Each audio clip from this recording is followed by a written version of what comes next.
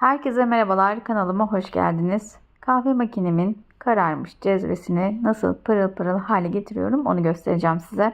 Cezvenin içine bir yemek kaşığı karbonat ekliyorum. Sadece üzerine geçene kadar çeyrek su bardağı beyaz sirke ekliyorum. Üzüm veya elma sirkesi de ekleyebilirsiniz. Vaktiniz varsa bu şekilde 2-3 saat bekletebilirsiniz.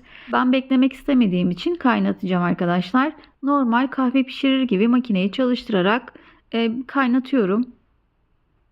Kaynadıktan sonra bu içindeki lekeler, karartılar güzelce yumuşuyor. İçini sadece süngerle çok fazla bastırmadan biraz ovalayarak temizleyeceğim. Çok kolay bir şekilde çıktığını zaten göreceksiniz ve çok kısa sürede pırıl pırıl oluyor içi. Cezvede tortu kaldığı ve temizlenmediği zaman kahve köpüklü olmamaya başlıyor. Tabii ki de köpüksüz kahve içmek istemeyiz. Şimdi güzelce içine ovaladım ve sudan geçiriyorum. Tabii ki altına su geçirmemeye dikkat etmeniz gerekiyor. Böyle içi pırıl pırıl oldu.